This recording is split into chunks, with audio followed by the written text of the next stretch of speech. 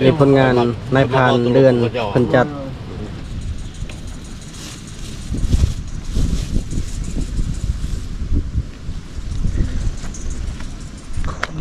2 3 4 5 6 7 8 9เป็นตาแสบเนาะแนมไปซื้อกระหู้แล้วแสบทันซิม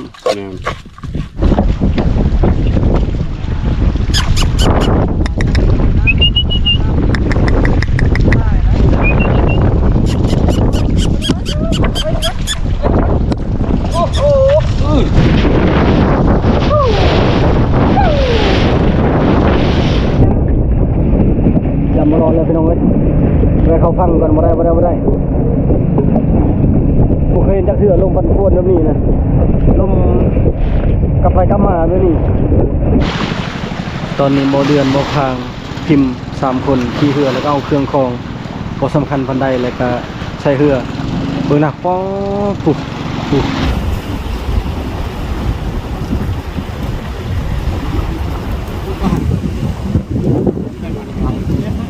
โมเดือนก็มาพังคือเก่าหมดแล้ว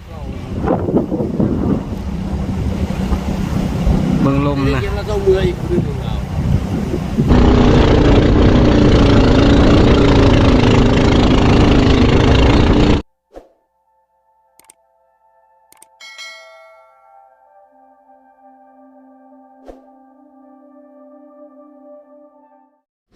ตื่นมาตัดภาพมาตอนเช้ามื้อสุดท้ายนี่มื้อนี้บ่เหี่ยงบ่ได้ไปทางใดบ่ได้ไปละเช้าแล้วก็บ่ได้ชิดเบ็ดกับพอดีลมไปละเช้ากับเมื่อย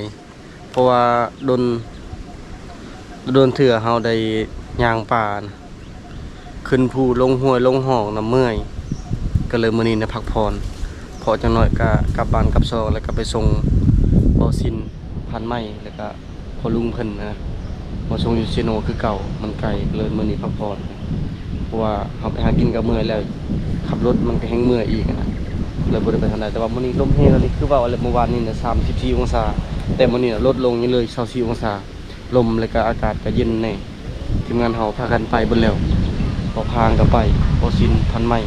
พอเดือนน้องดาพอลุงเพิ่นก็กำลังกู้มอง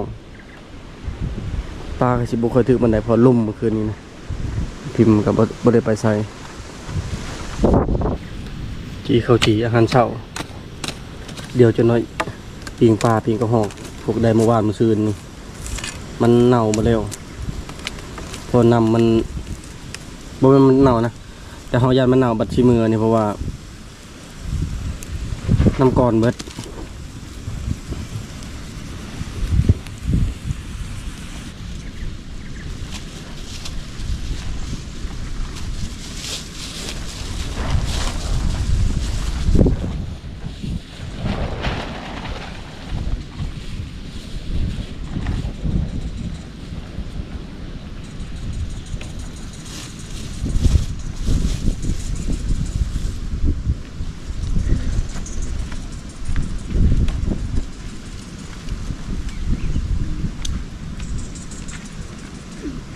ในบ่อจำพิมพ์บ่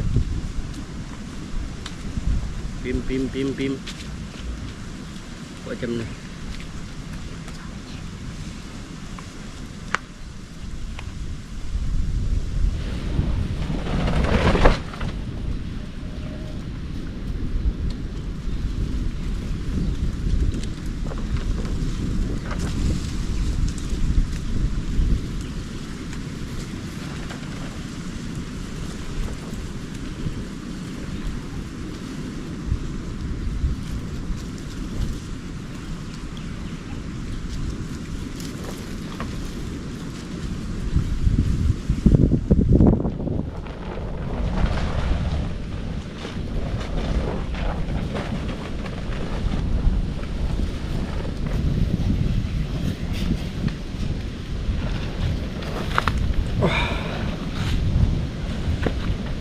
อยู่ใต้ควัน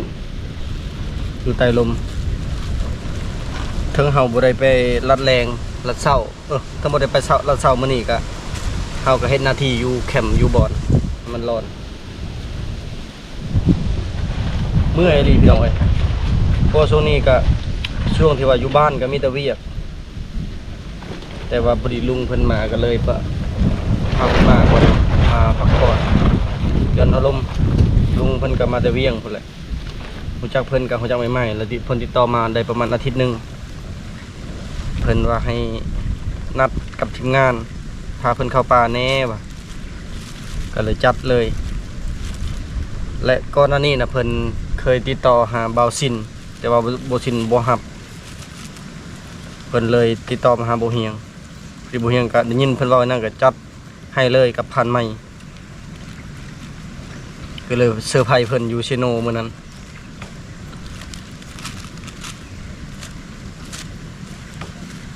มาหอมนี่นั่นมาบ่ถึกยามเนื้อหลายอยู่แต่ว่าบ่ได้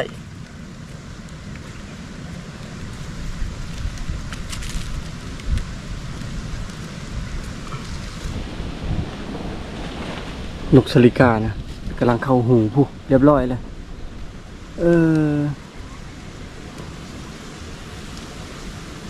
เดี๋ยวกล่องซุ่มให้พี่น้องเบิ่งก่อนผู้ขึ้นแล้วว่าทันเพิ่นหาบนเฮ็ดหังวางไข่เต้นบินเด้อพิมพ์ ไปได้ เด้อ ม่านอยู่บ่ซิน มาดิบ่มานไปเมื่อเช้านี้ มีอยู่บ่อันนี้ ไปนี่ อันบังแบบนี่มีเจียร์ลายๆไปนี่จะมีปัจจุบันจัน ไหมพี่เหลือก็นี่มียักษ์ซื้อมัน บ่มี บ่มีบ่ พยาบ่มี100% มีแต่บางบ่อนะชื่อได้ ไม่ได้ จักไม่เปาะจักไม่ยังเขาเอิ้นนี่ บ้านเธอบ้านเฮานี่ที่ช่องบ้านนี่มีเรือนนั้นบ่มี ไอเพชรว่าอยากเอามืออยู่บนนั้นเอามือปลูก เป็นเจ้ครับเลยจ้ะ แม่นเจียร์คักเลยได้คุมคักอะลี เวลาเฮาลามบ่ได้ติดอันนี้เลยบัง บ่ติดกระบังมันลมแห้งอันนี้ลงมานี่ อืม สิกลับได้จังได๋บัดนี้ต้องยามพ่นพุ่นเลยเนาะ อันนี้นะบ่ โอ้ว่านี่นะ ปูเอ็นไม้เลี้ยงน้อง ม เด้ อ อง เนี่ย ได้มาอันกลับแล้วก็มาอีกเด้อบ่แล้วเด้อจะลาบเด้อมื้อนี้บ่มานมื้อหน้าอาจสิมาน เวลาเด้อเดี๋ยวมาอีก มันเฮาลงมาคือเขาบอกแล้วลงเฮือนบ่ถึกยามบ่จังได๋นี่แหละเนื้อก็เห็นอยู่คือมันนั่นก็เห็นก็บ่ได้ พันอยู่บ้านเนาะ ของหมอก็บ่ได้ มันทำนี้น่ะถือว่ามันแล้วได้กันทำนี้ โอ้ มันบ่มีทั้งพุ่นมันอึด อืม อยู่ปีละใครได้หลายเนี่ย แบบอีพีมันห่างกันเด้บ่มีฮอดบ้านคนเจ้าย่างไปทางนี้นี่เบิดมือเบิดคืนนี่ก็บ่ได้เห็นบ้านคนแล้วคันจะลงไปนี่ มีบ้านคนเลยทั้งนี้ แม่นย่างไปผู้ฮอดแขวงสารวัตรแล้วเพื่อสิฮอดน่ะจักมือ อ่าฮะ สัตว์มันเลยลายแท้จริงนะสัตว์ท่านี้ลายเลยได้แต่ว่าเขาเฮ็ดเขื่อนแล้วเขาก็จุดปลาทุกๆปีนั่นมันบ่มีมุงอยู่เลยมันหนี่ขึ้นไปอยู่เทิงมาเลย บ้านใหญ่เนาะ แม่นป่าใหญ่จะเบิ่งในพื้นที่ก็ได้ เป็นดงใหญ่เลยโอ้ลมแฮงอะลิฟังเสียงต้นไม้เมื่อคืนนี้ก็ย่านหักใส่ไม้ถ้าพุ่นก็หักเมื่อคืนนี้หักตกใส่น้ำ มันมีไฟ อันนี้ผลงานนายพรานเดือนเพิ่นจัดทุกมองเพิ่นแต่ว่ามองโตยามว่านี้ยังบ่ทันลงได้เถื่อลมแฮงบ่ทันลงไปยามซ้ำนี้ก็ถือว่าประมาณ3โลปลาย4โลพุ่นแหละปลาเพียตัวหนึงนี่ก็ระดับโลปลายอันนี้คือปลาเพียส่วน3โตนี่1 2 3นี่ปลาแกง4โตนี่ปลาแกงส่วนอีกอันนี่ปลาซอยปลาปากปลาไหลไก่อันนี้ปลาสะกาง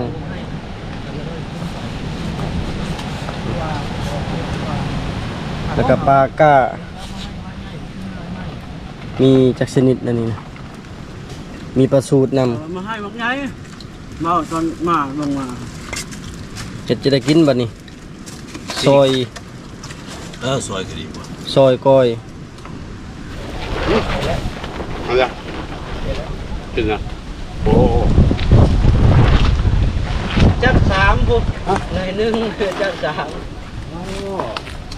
โอ้ยก็ห้องหมอเสียดายเด้คันข่อยค่อยได้แล้วแต่ข่อยก็เห็นลุดอยู่เมื่อวันนี้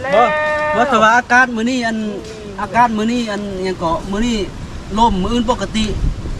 มื้อปกตินี่ขอยอยู่ผู้เดียวก็ได้ให้ฟันเดินมาหา อยู่กับบ่พางท้องคนบ่ แล้วตอนสิกลับบ่ในนั้นอีกอันวันนอนต่อบ่ได้สิมื้ออะไรนี่ บ่ฝนลง โอ้เต็มกองไผ่อยู่บ่จักปูบ่จักป่านี่มีนกมีกระเล่นกระหอกหนูวายบางน้อย มาอันนี้เนาะหอมนี้เนาะแต่ว่าก็บ่ได้เนื้อใหญ่แต่เนื้อน้อย อยากกินหลายเลยกินดอกก้อย เป็นน้ำเจ้าแหละเป็นน้ำเจ้าแหละ คอยชวนบ้านชิ้นขึ้นบ่ขึ้นอยู่คนละงานี่บ่เหลือ ห้องหมอนั่นแหละมาเพีย งา เขามัก ตะทางไปทางนั้นบ่เห็นใด อืม บ่เห็นงาทางนี้งาคอยอยู่งาสูง อ คันบ่มีอันลิงหรือคาแหลงอยู่หันน่ะมันขึ้นงาสูงหน่อยๆ ปกตินะแบบนี้ข่อยสิบอกเจะไว้นะคันเจ้าเห็นลิงหรือขาวแดงเพราะผู้นี้เฮาบ่ได้ต้องการนะเฮาไล่หนี่เลย ไอ้นี่เนาะ และบัดนี้บ่มีหยังเข้านี่ก็หอกมันก็เข้านกเป่ามันก็เข้าแต่ว่าคันมีพวกสัตว์ใหญ่เข้ามานี่ลิงขาวแดงและพวกสัตว์ที่เฮาต้องการนั่นก็ห้องหมอก็ห้องน้อย พวกนกเป่าบ่กล้าเข้า แม่ มันเป็นแบบนั้นตะกี้ข่อยก็บ่ฮู้ FC บอกบัดนี้คันเจ้าบ่อยากไล่นี่เจ้าก็ยิงแบบให้ถึงง่าตึ้มแล้วก็แตกไปเบิดแล้วก็พวกนั้นเข้ามาลิงมันฮู้แล้วบ่เกิน2เทื่อเฮาไล่มันก็บ่เข้าเลยลิงมือต่อไปอีก โดนๆเลยกินข้าวเดี๋ยวนี้ ค่อยไล่มันคักล่ะ มีแต่ไล่โลดตัวแรกมันก็เข้ามาอีกตัวแรกนี่แต่ว่าตอนเฮาอยู่น่ะมันบ่กล้าแล้วลิงน่ะ บ่เขา สัญชาตญาณของลิงเป็นแบบนี้คืออยู่ดอกแบบนี้นะแบบนี้อันเอาลูกเอาเมียได้แล้วแต่บ่สินได้เฮ็ดกินเป็นแบบนี้ ถ้า นะ บ่เฮงเอาก่อน ค่อยนั่น เอาก่อนจังเอา ค่อยคันค่อยพ่อผู้สาวน่ะค่อยเอาเลยแล้วค่อยน่ะ เอาพร้อมกันโลด ล่มเมื่อคืนนี่เด้โอ้ ไม่ใช่ลงเมื่อคืนนี้พากันนอนปูนมา2คนเมื่อคืนนี้นะโกกาปานเสียงอึ่งเนาะ ผู้ใดก็เอาพร้อมกันเด้อลูกเมียน่ะแจ้งพร้อมกันโลด บ่พร้อมกันเราสิบ่มางานค่อย เอา ค่อยก็สิบ่ไปงานเรา แจ้งวันเดียวกันไปแจ้งโรงแรมโลด ปอปานนั้นผู้ แจ้งวันเดียวกันนี่ เขาว่าคำไปแต่งอยู่โรงแรมนี่ได้ราคาข้าวปุ้น ฟังพันเฮงล่มสาวนี่คืนหวานเจี๊ยบเลย เนาะ แม่นบ่ ลื่นน้ำอ้อยจะกินคู่มื้อนี่ เอ อีกบ่ อหวานจ้อยๆเลย โอ้ยบ้านสินข่อยเบ้าแล้วขึ้นน้ำข่อยถ้าฉันบ่เหลือคนอยู่คนละงาน เราคิดว่าบ่มีสัญญาณอยู่หั่นเราบ่อยากขึ้น ลมผู้สาวบ่ได้ มันเกอะเนาะ แม่น เกอะอันเวลาลมผู้สาว บอกว่าบ่สิ้นนี่เรามานอยู่แต่ว่าเรามานอันก็ของหมอน้อยนะเก่งของหมอน้อยนี่พวกก็เล่น ตะบันก็เล่น แต่เพิ่นก็เล่น หมูน้อยดันน่ะ 1 2 3 4 5 6 7 8 9มีแต่ก็หอกตัวใหญ่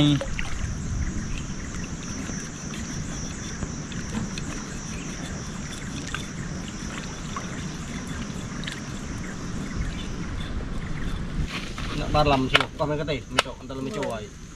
จวดมื้อนาที ตอนนั้นดูฮัลโหลมานี่มัน กี่สมอยเวตาสมอยดุมเนยกูเตตาสมอยสมอยเลยใจนี่เนี่ย ตอนนี้มีปิงปลา3ปิงแล้วก็ปิงไก่ปิง1ปิงให้ลุงตะคืนนี้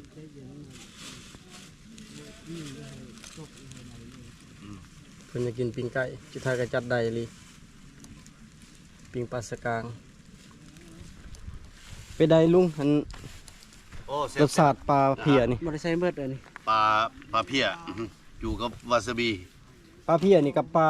แซลมอนเนี่ยอันใดปลาตัวใดแซ่บกว่า ปลาแซลมอนกินมันหอมมันซีนมันอ่อนนุ่มกว่า โอ้ แต่ว่าผมแซ่บไป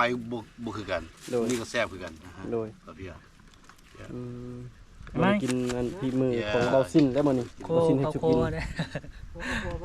จัง โค สี สิน แซ่บ เด้อ แซ่ มัน บ นี่ แล้ว โคสินเห็นแต่เพิ่นกลัวอยู่ในป่าผู้เดียวเพิ่นว้า คันบ่แซ่บถือว่าพันมานี่เราตัวว่าแซ่บ กำมึกทึกอยู่ไหนเนี่ยมั้ยเชื่อเพเข้าไปกำมึกทึกอยู่แท้ ไม่ยังตำข้าวคั่วแล้วเฮ็ดเฮียผู้ บ่ตัวแรกมันบ่มุนให้มันกระเล็นออกน้ำ อืมแบบนี้บ่อันบ่เดินจมบ่มีเมียสิปะนะย้อนตามบ่ร้อนนี่นะ ทำยังคอยเฮ็ดเหียน้ำเลย ยินว่าเมียไปเฮ็ดเวียกอยู่โรงงานแล้วได้ผู้บ่าวใหม่บ่แม่นบ่ จังว่าสุดแล้วแต่เขาได้เมียเขาเจ้าอันฮักมากก็สุดแล้วแต่เขา แสดงว่าเจ้าน่ะใจบุญพอเนาะ ฟันไม้คันไปทางไม้ฟันไม้ฮักมากก็อย่าหามพันไม้ได้ล่ะ โอ้ยบ่มีดอกพันไปไผสิเอาคนอยู่ป่าอยู่ดงตลอดนี่ อ้าวลิงเด้ค่าแรงเด้ แบบนั้นอีก บ่เป็นอย่างนั้นเราผ่านใหม่ เลย พันไม่เราใจกว้างเราแบบว่าแบบคนเอื้อเพื่อนะดูทำเมียอย่าไปห้ามผู้ใหม่กับเราบ่ห้าม มันเป็นหยังแต่ระวังถึงลูกช่องไหม เรื่องช่อง ที่เจ้าดีเลย โดย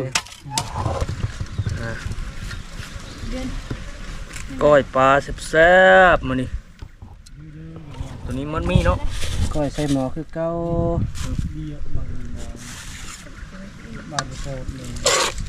ปลาเพี้ยบ่นี่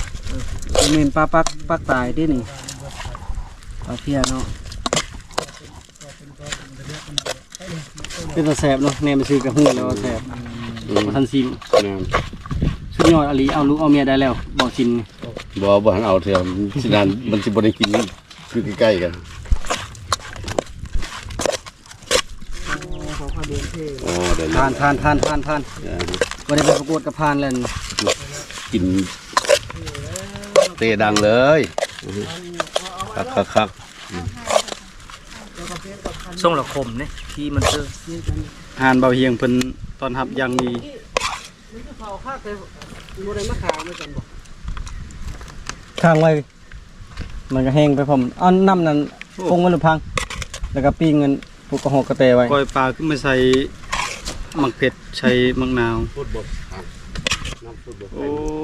โอ้เก่าแปดเก่าเด้อพี่น้อง มันหลายคนเนาะ ตัดเป็นช่อง มาเด้อพี่น้องมากินข้าวเช้านํกันก่อนกลับบ้านมื้อนี้ ก็เป็นมื้อสุดท้ายแล้ว ก็ไปเตะบาส ที่อยู่ป่าอยู่ดง เราใจหายมัน มาหอมนี่ก็3คืน เราให้ กับ น 4มื้อ ครับ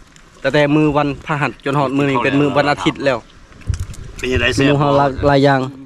เป็นได้พันไหมแซ่บบ่ แซ่บมาแล้วกินข้าวเลย แซ่บบ่พิมพ์ สุดยอด เอ๊ะคันแซ่บเราตัวบุตร ไม่กินปลา เน เนี่ย ต้องให้จักให้กิน คันวันเสาร์อาทิตย์แล้วพิมพ์อยากมาโลด ให้แม่ให้กิน คันบ่เลยก็เข้าโรงเรียนเนาะ วันจันทร์บ่มา คันวันจันทร์บ่มาปีนี้ก็ป .3 ปีหน้าก็ป .5 บ่ ปสี่ โอ้คิดว่าป .5 เลยจะบ่จะข้ามบ่ห้องนะห้อยข้ามเลยวะจนว่ากับพอดีทันกับอันลูกของพันใหม่เลยบ่จะเป็นลูกเคยเราบ่ บัดรอบต่อมาครับงัวเรา คันเป็นลูกเคยลาวสบายเด้มีแต่นั่งนอนได้เงินปลุกมาหมูขาย เป็นอะไรยังแซ่บอยู่บ่จะพอกินอยู่ตอนนี้แล้วก็บ่ต่อ ไปได้ลุงแซ่บบ่ลุง โอ้แซ่บ หลายอย่างเนาะ นะฮะเนี่ยปะฝีมือ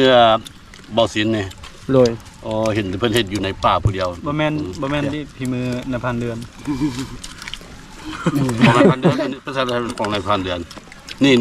เพียงครับ อันนี้ฝีมือพันเดือน เบาพัง เกี้ยง พี่มือบ่ ไก่ปลา ให้เดือนได้ บอกแล้วจำไก่อัน บ่สิ้นนี่มื้อสิกลับบ้านเหงาเนาะ อ๋อ คันค่อยนี่มื้อสิกลับบ้านดีใจแล้วแบบว่าจะได้กับพ่อหน้าผู้สาวตะแลง ยั นี่ งบ่ยกมือเด้เนี่ย แม่นบ่กูเสือนเมื่อแต่เมื่อวานนี่เอ้ามื้อเป็นลมบ่เฮียงป่ะพอยอยากมื้อแต่มื้อนี้แล้วได้ป่ะ โอ้ยมามื้อหน้าก็ขอบดีๆอันนี้กับบ่ม่านกับพิษนัดและเราว่าสิมาแต่ 4:00 นจุดท้ายสิ6 7:00 นเช้ามาฮอด โทรไปโทรมาเลยเห็นงานน้องสาวเห็นนาน้องลา ฝนตก เขาก็ หาการ หัว หาการอึ้งหาการกบหรือว่าฝนตก อืม แม่นบ่ บ่ไม่ได้ไปเลย เฮ็ดคือพันธุ์ใหม่บ่ได้เด้อเนาะก่อนสิมาแล้วก็ซากไปสมองไว้ก่อน ทักษิณก็โทรซื้อมันส่งดี เพราะอันตอนมานี่บ่ซากเลยตอนกลับไปจังมันซากเลย ค่อยได้เป็นห่วงเจ้ามื้อนั้นน่ะ แล้วก็บ่กิน เบิดคืนเจะเก็บเครื่องนะบ่ได้นอนเลยเจะเก็บเครื่องนะ อ๋อคอยตามนั้นนี่คอย คันสิไปใส่แล้วเก็บเครื่องไว้ก่อน ตรงนี้เนี่ยหนึงความหมายลืม ไปยัง จังแล้เป็นลืม ปลาของบ่ฟันใหม่บ่ค้าฟันใหม่กลับไปฟันใหม่คาเลยนอนเมียเขาสงสัยว่าไปกินทางนาบ่กลับมาเฮือนมาซานบ่กิน มาโฮมนี่มาแต่ไกล แล้ววันเดือนท่านเมียเจ้าให้เจ้าไปไกลมาเจ้าวอนลงโทษเขานะ เมียน้อยมีหยังเมียน้อยมีโทรศัพท์บ่ต้องไปว่าอันอื่นนะฮะไปว่าคนนั้นไปว่ามันต้องเอาผู้ใหญ่ๆคือจะว่าข้านเลี้ยง เลี้ยงบ่ไรเลี้ยงดูก็ต่อแห้งนะให้เลี้ยงเมียให้ตาย เพิ่งแผ่นเพิดเลี้ยงเมียน้อย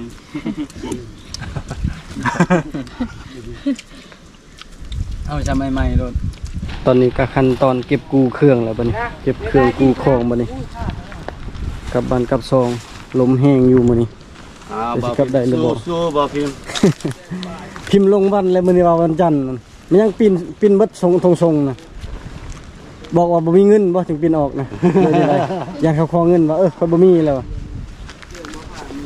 มื้อนี้เป็นมื้อวันอาทิตย์วันจันทร์เป็นมื้ออื่น Sunday มาตัดภาพอันนี้เกลี่ยงสะอาดเลยเครื่องคองก่อนเฮาสิกลับจูดเบิดจุดทิมเบิดทุกเครื่องคองทุกสิ่งทุกอย่างในนี่บ่อยากให้มันเปื้อนนะมื้อนี้ก็เป็นมือสุดท้ายมือกลับบ้านกลับซองแต่บัดนี้อยู่ป่าก็หลายมื้อแล้ว4มื้อมื้อนี้เป็นมื้อที่4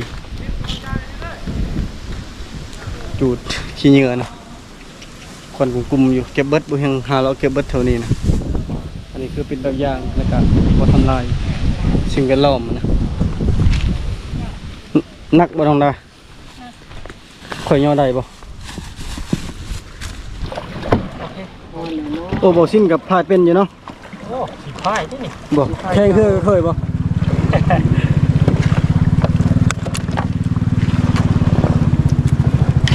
ตามแล้ว ไม่เอาทีเดียวเอาไปเลย ลุง พอมาอยู่พี่ เนี่ยมาอยู่นั่งนี่ลุงเขานั่งทางก็ได้ ได้บ่ มื้อนี้ก็ต้องเผชิญกับลมคือเก่าพี่น้องเอ้ยว่าแล้วมื้อวันอาทิตย์นี่เป็นมื้อที่ว่าลมแห้งแล้วก็อากาศก็บ่ร้อนปานใดมื้อนี้น่ะ24องศาเมื่อวานนี้34องศาก็เดี๋ยวนี้แหละเฮามาป้าเฮาก็เบิ่งอยู่คนพาอากาศก่อนแต่ว่ามันก็หลีกเลี่ยงบ่ได้คือแบบนี้แหละกันกลับมาวันนี้ก็ลมบ่แห้งปานใดแต่กลับมามื้อนี้ลมแห้งทีมงานเฮาก็ยังอยู่ต่อดิ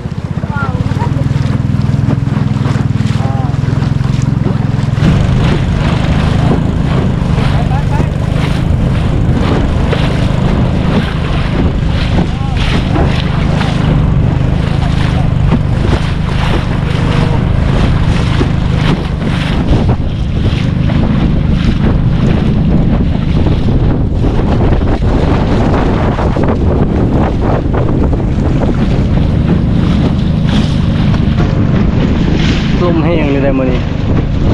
อากาศแปรปรวนขนาดเลยส่วนหลายเดือน3มันจะอากาศแปรปรวนคันเฮาเดือน4ก็บ่ปานใดปีกายนี่เกิดเหตุก็เดือน3นี่แหละแบบลมมันก็มันบ่คือยามฤดูหนาวนะมันสิพัดมาแบบทิศทางเดียวอันนี้เบิ่งลมน่ะพัดขึ้นพัดลงมันมาแบบตั้งติดโตบ่ทันเฮาสังเกตลมบ่ได้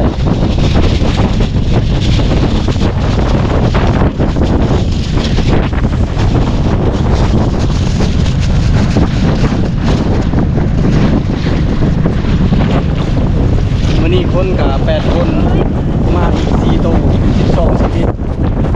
เป็นเครื่องกองกระลายมาดูเถื่อเลยพี่น้อยเข้าก็ตั้งโตบ่ทันเช็ดมันเช็ดลอยไปพุ่นนั่นตายแท้มันอยู่นี่นั่นบ่เหี่ยวจับบ่ทันชำมามันหากะขี่เถื่อ2เถื่อนี่เช็ดลมพัดไปพุ่นเลยพัดมาไปแล้ววันนี้มาลักทางนี้เลยโอ้ตากระบาบมันย่านเหือนี่ลูกของอีนี่เลยมันบ่เคยขี่เหือเดี๋ยวมันขี่หาครั้งที่2มันโดดไปโดดแต่พี่เหรอระวังเด้อไม่เด้อซ่าๆไปจังให้ในบอกทิน แต่ละเห็นแล้วบ่ ก่อนลงมาโดด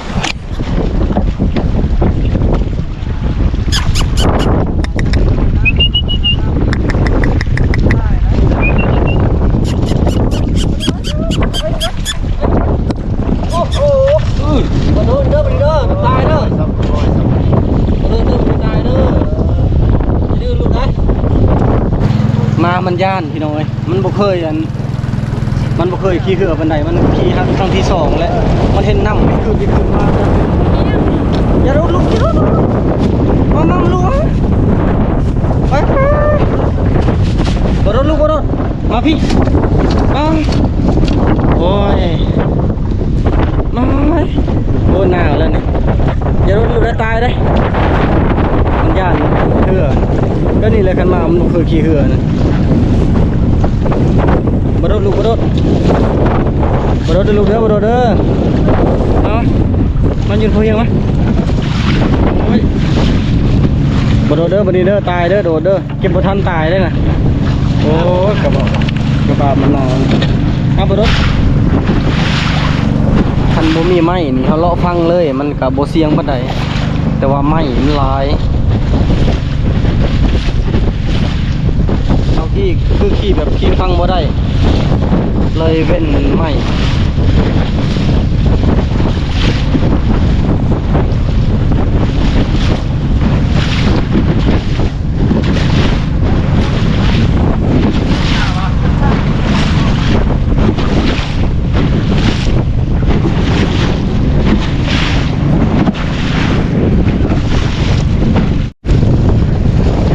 คุณให้ลุงเฮงเลยครับคุณนั่นผมรัดซื้อเลยครับคุณอ๋อพอแนมไปนะ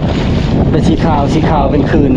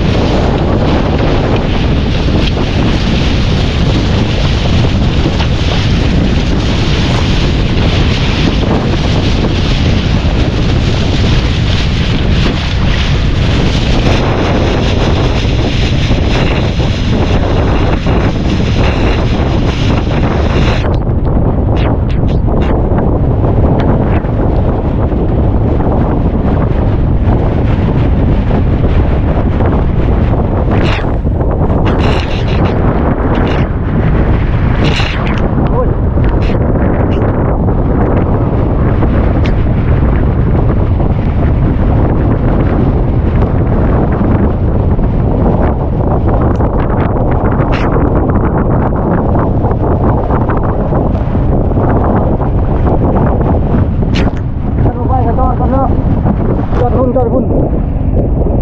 ไวแหงแล้วผมพี่น้องเลยโอ้ลมแหงเลยจอดพุ่นก็ได้บ่ไหวแล้วโ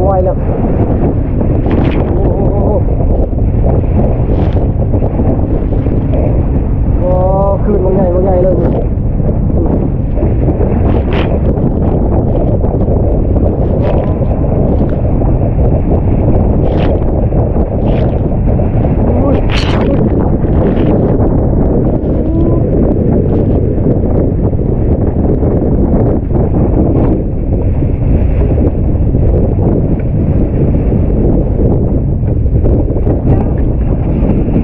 มารอเลยพี่น้องเลยไปเขาฟังก่อนบ่ได้ผมเคยเห็นจักเสือลมพันพวนแบบนี้นะลมกลับไปกลับมาแบบนี้นำเข้าเพื่อเทื่อ10-20 ลิตรไปจะซาทันเขาพ่นอยู่หน้าไปเลย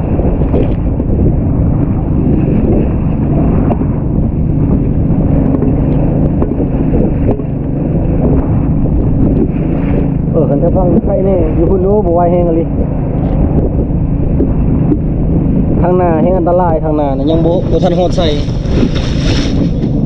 เดินมาพี่เด้อ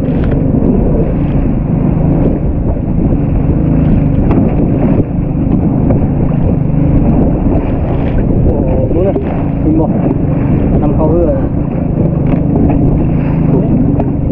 โอ้บ่ได้เที่ยวเลยพี่น้องเอ้ย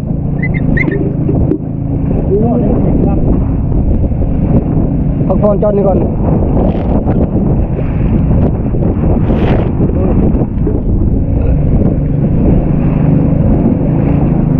ว้าบ่เคยเห็นลมแบบนี้ละตอนเรือลมตอนนั้นกัน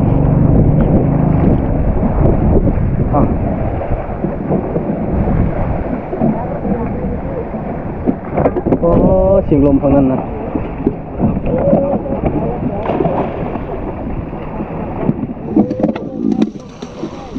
บ่เคยจอดเทือแบบนี้จักเทือเลยอ๋อฝั่งลมบางนั่นนะพี่น้องเอ้ยแปรปรวนขณะเรืออากาศมื้อนี้โอ้อ๋อ เบิ่งน้ำจนแดงมาเลยทางพังนี่เสียวขนาดเลยกลายเสียงบันไดตัวนี้นะแวะพักก่อนพี่น้องเลยเคยเกิดเหตุแล้วก็ย่านเลยเอาบกาเสี่ยงบกาล่องเลยกับน้ำนี่อันตรายเวลาอยู่ตามน้ำนี่ให้ยกตัวอย่างคือขึ้นต้นไม้นี่แหละเวลาลอยน้ำเขาขึ้นต้นไม้นี่เวลาเขาเมื่อยตอนใดเนี่ยก็คือแห้งเขาเบิดตอนนั้นนะเขาก็คือตายเลยบ่เห็นเลยย่านคือตัวเองคำว่าย่านบอกกับวันใดแต่ว่าเพื่อความปลอดภัยของเครื่องคองแล้วก็ทีมงานเขาหลายคนนะที่ลอยน้ำบ่เป็นซูซีกับบุพอ3 คน2 คนนะบุพอเพียงกับพันมั่งบุพอ2 คนมันมีแต่6 โตเสือซูซีคนเขา8 คนกับอีกอย่างเครื่องคองมันก็มีซูซีกับอัมบลอดคือเก่าก็เลยบุเฮียงนะบ่เรือนยุดตะพุ่นแหละแต่ห้วยแรกคนแหละเป็นอากาศแปรปรวนอันตรายพี่น้องเบิ้งนะเท่านั้นนะโอ้เสียงลมนี่เสียวเลยจนคนหนาวลุกพี่น้องเคยเกิดอุบัติเหตุตอนนั้นกับพ่อแห้งแล้วอย่าไปอยากให้มันซ้ำซ้อนพังเบิ้งตอนแรงหมดเลยเสาจังคอยเมื่อนำหัวเหือนั่นมันมุดลงน้ำ2-3 เถื่อแล้วแต่ว่าเหือใหญ่ซื้อเรือน้อยนี่โอ้เรียบร้อยโอ้อันตรายเลยพี่น้องเป็นคืนขาวๆพักนั่นพักตรงนั้นดาบลงเรือกับมันเลย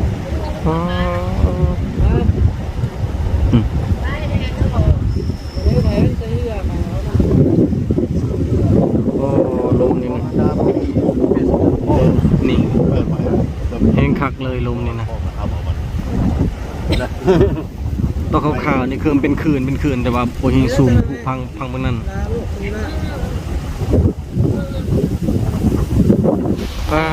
ลมโมเซาอยู่ใต้ต้นทีมงานนี่ผู้บ่พางก็นอนอักลากอยู่นอนทาลมเศร้าแต่ว่าลมนี่ยังบ่เศร้าจักเถื่อนี่เอาเบิ่งผู้โอ้ตอนนี้บ่าย2 โมงแล้วได้พี่น้องเอ้ยแล้วก็ผู้บ่ชินก็หากระตื่นนอนชวนพิมพ์กับพ่อเพิ่นยังนอนอยู่พิมพ์มาขึ้นมาอยู่พี่มาน้ำจนแดงหมดตามพังนี่พี่น้องเอ้ยตอนนี้ยังลมอยู่พี่น้องเอ้ยยังกลับบ้านกับซองบ่ได้เถื่อมีแต่หากินข้าวกินน้ำก่อนพอดีตอนนี้ก็3 โมงกว่าแล้วนี่ติดอยู่พี่ตั้งแต่11 โมงหาล้างมือกินข้าวก่อนบ่ไหวแล้วเบิ่งน้ำแดงเบิดแถวพังอันตรายเลยนี่แหละเหตุบ่คาดคิดว่ามันก็เกิดนะต้องพักให้ลมเข้าก่อนเบิ่งต้นไม้ก็ดอกไปเลยเท่านี้บางทีอาจสิได้นอนนี่แหละคืนนี้บ่อยากเสี่ยงก็ได้หากินข้าวกินน้ำกันเนาะที่อาจสิได้นอนได้นี่ครอบลูกครอบเมียแล้วบ่สบายดีโอ้พี่น้องท่านทอแต่เฮาก็จะกลับอยู่แต่ว่าแขกมาแต่ไกลคือบ่ซินเพิ่นก็ย่านน้ำอีกอย่างก็บ่อยากเสี่ยงอะไรพอแล้วก็บ่อยากเสี่ยงเพราะว่าซื้อสิก็บ่ครบคนถ้าว่ามันเกิดเหตุแล้วก็บ่คุ้มพิมพ์ขึ้นบ้านมาพิมพ์ย่างไปย่างบ่เฮาไปย่างกับลุงไปย่างเมื่อไปน้องกินกระหอกก่อนกินข้าวก่อนลุงบ่ย่านบ่แบบว่าลมแห้งแบบนี้บ่ย่านธรรมดาเฮาน่ะย่านได้เพิ่นลมแห้งอะลิตัวทอร์เนโดของห้องทอร์เนโดนี่มันปั้นโดยเวลามันมาเขาจะเตือนตัวนั้นอันตรายดิโอ้อันนี้เกินคืนน้ำทะเลธรรมดาแม่นเฮาอยู่พี่แต่10 โมงเลยเนาะแต่10 โมงเฮาอยู่11 โมงยัง11 12เนาะจนตอนนี้3 โมงปลายแล้วลมแห้งเลยกินกระหอกก่อนมันเป็นอะไรเข้าต้องมาก่อนได้เบิ่งน้ำแดงเบิดเขียวพังนี่สำคัญก็คือพวกแบตสำห้องเผาแบงเฮาเบิดแล้วก็นำกินเบิดพิมพ์เมื่อกับลุงไปย่างไปบอกมาอยู่พี่ระวังได้ต้นไม้หักใส่นี่มาเด้อกินข้าวรอบ2คลิปนี้4 เทื่อกินข้าวแล้ว คลิปนี้เป็นคลิปที่ลายที่สุดแหละกินข้าวลายที่สุด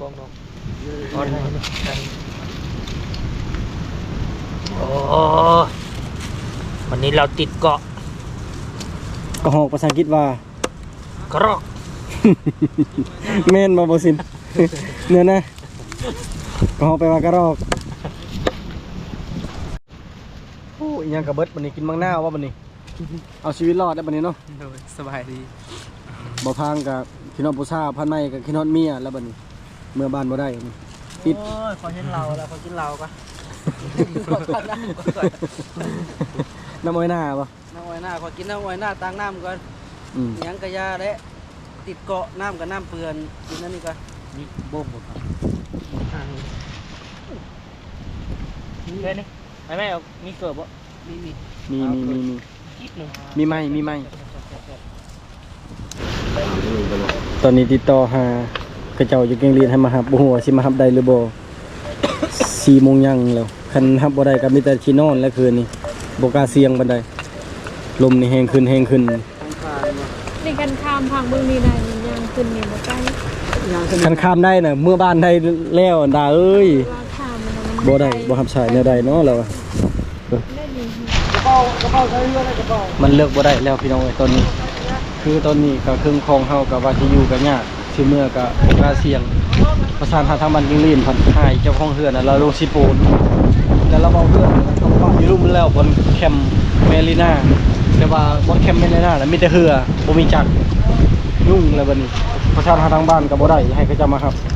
บ่อยากเสี่ยงคือเว้านะแต่ตอนนี้ก็คือแบบเราสิเอาเครื่องของน่ะ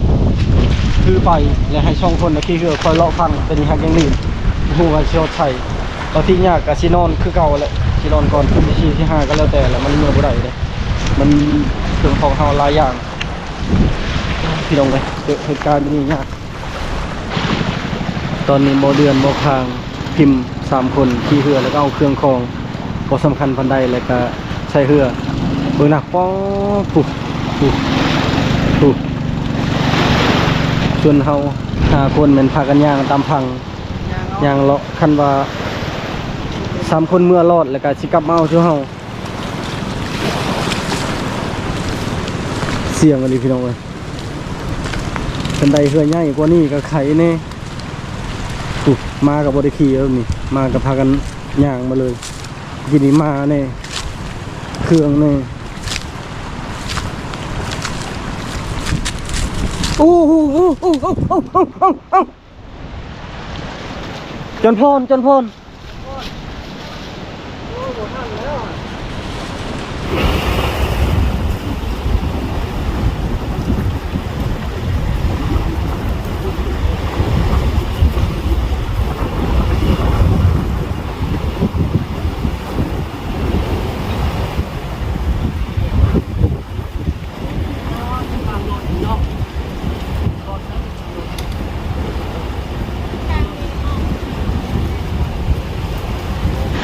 ส่วนลายแม่นทางหน้านั่นแหละอันตรายที่สุดนี่ลมแห้งกว่าหมู่ถ้าวิทย์จากวังนี่ก็อีกวังทางหน้าถัดไปน่ะก็แห้งส่วนทางใต้ก็บ่อยากยานปานใด2บ่อนนี่แต่ว่ายานที่สุดก็คือทางนี้แหละโอ้โหตอนนี้เรือเฮาไปฮอดใช้แล้ว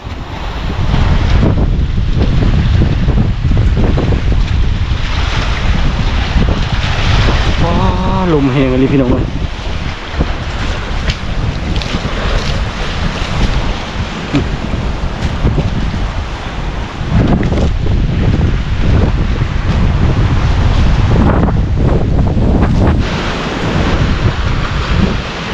บ่เห็นแล้วได้เหือนี่ว่าจะเพิ่นจะไปไว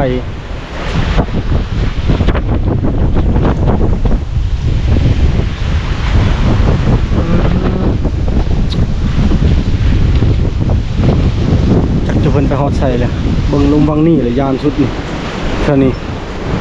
ลมมันนี่ทั่วเลย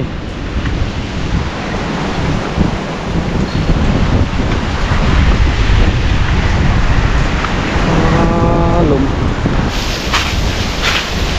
ยางลัดป่าลัดดงกันนี่ทางเส้นประมาณ 200-300 เมตรพุ่นแหละยางเว้นห้วยตัวนั้นเป็นนี่เลยพี่น้องเอ้ยยามเจออุปสรรคยากแต่ว่าเมื่อเราเลือกเดินทาง ทางนี้แล้วเขาก็ต้องเฮ็ดให้ได้ แล้วก็ป้องกันอุบัติเหตุของหมอพี่น้อยของหมออ๋อตัวใหญ่เลยเนาะไว้ไหมหัวมันนะไว้ไหมหัวมันรู้นะ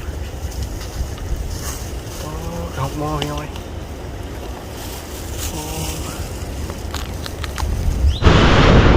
อ๋อตายแล้วพี่น้อยห้องหาบ่เดือนกับบ่ขานบ่ตอบเลยจังมันอยู่ใส่วันนี้เอาย่างมาทางพุ่นย่างมาใกล้ๆโค้งมาทางพุ่นนั่นน่ะเป็นกิโลยิงห้องหมอกับบ่ถึงบ่หิยิง2 บาทพันไม้ยิงวัดหนึ่งโอ้บ่เดือนไปท่าเฮาอยู่พูในนั่นหรือว่ากลับไปเอาเฮาอยู่พุ่นบัดนี้ห้องหากับบ่ตอบบ่ขาดคืออันยังก็บ่เห็นโทรศัพท์เราก็ปิดไว้ปิดออนสมงป่าแล้วมาถึงนี่แหละกินฮอดบรรยากาศมาถึงนี่แหละกินฮอดบรรยากาศเก่าๆเคยนอนในนี่แหละบนที่เคยนอนใช้เบ็ดใช้มองกับบ่พางประจำเลยปีกายนี่ใช้เบ็ดใช้มองกับเท่านี้ทุกคนก็สิคุ้นหูคุ้นตาได้ปลาเครื่องได้ปลากินแลบปลากดปลาขาวปลายังก็เคยได้ทั้งนี้ใช้มองเท่านี้มือก็เฮ็ดเฮือลมกับมันเฮือไว้นี่ออกจากจุดนี้ไปพุ่นคือความหมายของโบเฮียงนะให้บ่พางขี่เลาะนี่แต่บ่พางนั่นเราตัดใส่ผู้น้อยๆนั่นก็เลยเกิดเหตุข้างกลางนั่นแต่ว่าเขาก็โทษใครบ่ได้อุบัติเหตุมันก็เกิดได้ตลอดนะคือมื้อนี้เขานัดกับบ่เดือนนั่นนัดท่าเท่านี้ยังบ่เห็นเพิ่นอยู่ทางใต้ก็บ่เห็นทางเหนือก็บ่เห็นนี่นะพยายามหาตลอดลมก็แฮงอีหลีหรอป้าพี่น้องตอนนี้นะบ่ฮู้สิต้นไผ่บ่ฮู้สิต้นตัวเองหรือไอ้ต้นน้องๆหลานๆแล้วก็ไอ้ต้นนั้นทิมงานพวกมือก่อนบ่เดือนนั่นลุงก็ ตายต้นลุงนำโอ้ยตะเมือนลุงเนาะดีบ่เฮียโดยมาครั้งแรกพอถือบ่จนไผ่ซ้ำมื้อนี้โอ้ยตายต้นเพิ่นพี่น้องย่างเป็นกิโลปลายแล้วยังบ่ฮอดใช้ปาดปีกใหม่นี่มีแต่ตรงงามได้ปีกใหม่นี่เอาไปปูนี่โอ้เก็บใส่เหือนี่มีแต่แผ่นงามๆนั่นนี่เด้อตอนนี้ผมไปต้นไทยก่อนพี่น้องเอ้ยทีมงานเฮากับมิตรจอยม้อยสมอยติดต่อบ่ได้ลุงเพิ่นกันย่างทุลังอะดิโอ้โหชิโทษไผ่แล้วนี่แหละพ้นพาอากาศมันกับโบเน่โบนอนปุ๊บเบิ่งนำแล้วกระโดดฟังนะปุ๊บทันไหมเบิ่งมานี่ปุ๊บ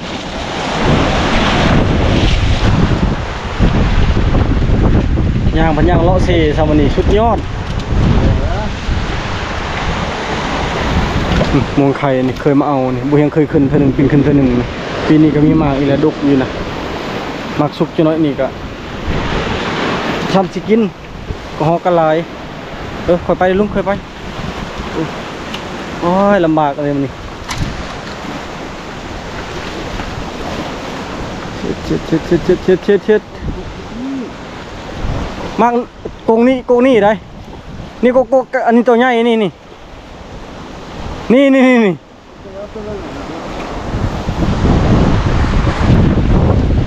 แบบนี้นี่คันฮอดเดือน4เดือน5นี่อันตรายที่สุดเลยเขาเห็นก่อนมึงแม่ก่อนเน็กนี่ใหญ่แบบนี้นี่อันตรายคือกันแต่ว่านี่ปกติพอช่วงยังเป็นอากาศร้อนอากาศหนาวอยู่แต่ว่าทางอากาศร้อนเนี่ยเจอแบบนี้นี่ลมมันมาบัดเดียวคือกันกับเกิดเหตุนี่ตอนนี้นะเป็นห่วงรายที่สุดก็คือบ่เดือนบ่พางกับพิมพ์มันแหละบ่ฮู้เขาจะอยู่ใส่เงียบเลยเมื่อกี้นี่นั่นเราบอกสิเอาพิมพ์กับพางมาปะไว้พี่เราจะมาขับพวกเฮาแต่ว่าตอนนี้ยังบ่เห็นอยู่โอ้น่ะคือเห็นเหือแล้วพี่น้องเอ้ยโอ้เห็นเหือแล้วใจหายใจความเลยพี่น้องเอ้ยผู้เห็นแล้วผู้มาแล้วผู้แต่ผู้น้อยๆไปเลยเห็นน้อยๆไปแบบโอ้ เห็นเหือแล้วเห็นเหือแล้วเหือเก้าอะไรโอ้แสดงว่าเราเอาไปปะพิมพ์กับบ่พางผู้อยู่ผู้น้อยๆติดกับเกงลีนหรือว่าเราไปไว้เกงลีนเลยประจักษ์ตอนนี้เรากลับมาเอาเฮาแล้ววันนี้เฮาละยันเกิดเรื่องอีกแล้วว้าลมยังแห้งอยู่เราบ่เห็นดอกผู้แต่ผู้น้อยๆพี่น้องเอ้ยนี่ห้องนี่ซึ่งนี่แหละ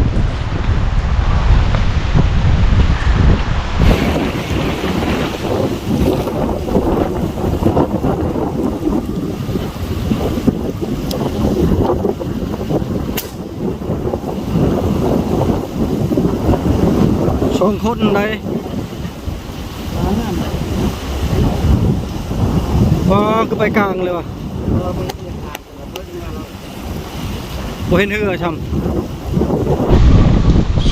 สู้ลูกผู้ชาย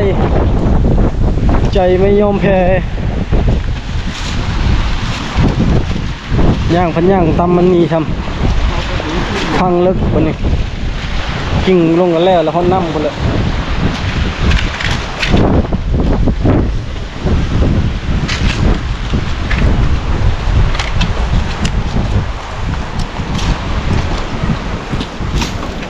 ยังไกลอยู่เลยเฮาก็ย่างไปเรื่อยๆวันนี้ย่างไปหามงง่ายพอเลย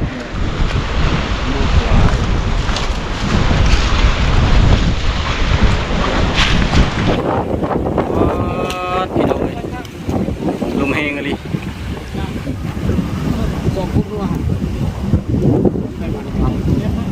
บ่เดือนก็มาพังคือเก่าแล้ว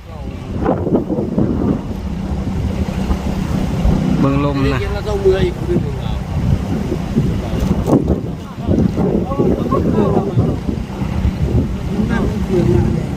เฮือละไม้เราไปเปลี่ยนในจุบานแล้ว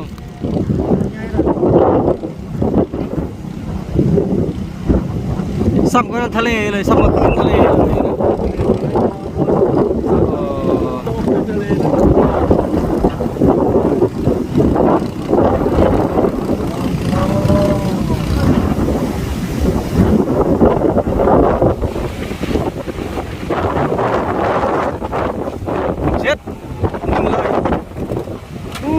ลำใหญ่เลย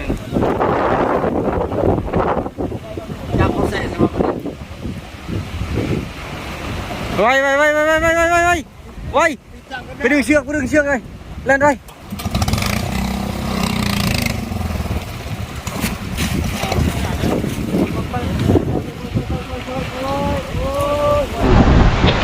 มึงก็คืนนี่พี่น้อยนี่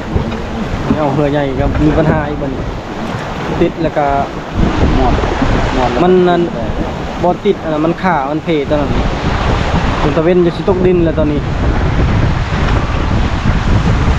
ทันเมนบอขานะแต่11 โมงนะตอนนี้ฮอดสะบันแล้ว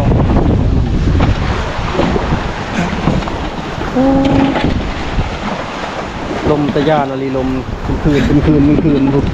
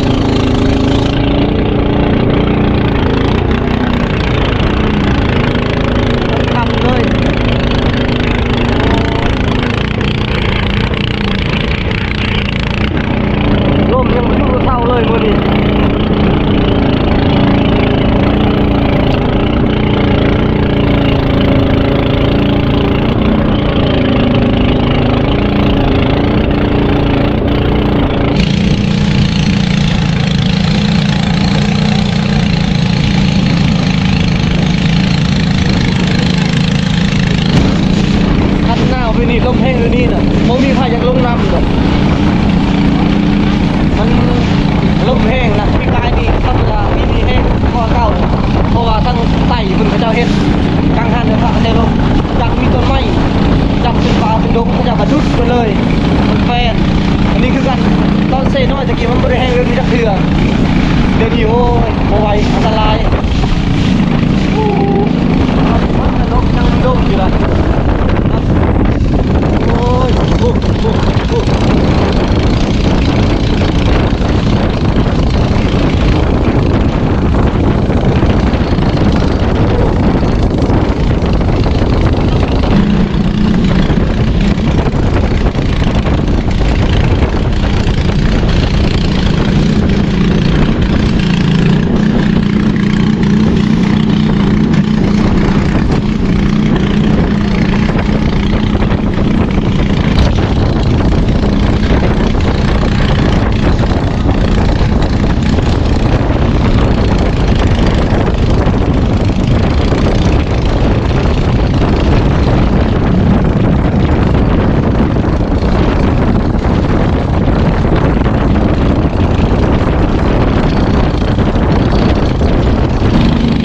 ตอนนี้ก็ฟังผ่านเข้าเรียบร้อยแล้วเรือลำนี้ก็เป็นเรือของตาโดงที่ผมยังเคยอยู่ผ่านมานะตอนนี้ก็เรือที่เราเดือนมาโอ้พี่น้องเอ้ยครั้งแรกในชีวิตเราจะเจอเหตุการณ์แบบลมแห้งขนาดนี้เลยแล้วก็ลมมุดมือเลยตั้งแต่เช้าๆนี่จนตอนนี้ย่านแห้งแล้วดิผมนำทำเรือจนเต็มพักกันสะพักกันถอยที่เราจะได้กระยาเข้าขอโทษใครบ่ได้นะแล้วนี่แหละไปธรรมชาติว่าเขาจะมาจากเป็นพี่น้องเลยตื่นเต้นในสันวัดโตนะสำหรับพิธีการเขาจะว่าที่นี่ก็เด้อพี่น้องจะได้การเป็นกำลังแห่งใจให้เขาเฮียงอยู่คือเก่าสำหรับพิธีแล้วก็พี่น้องสนใจบาย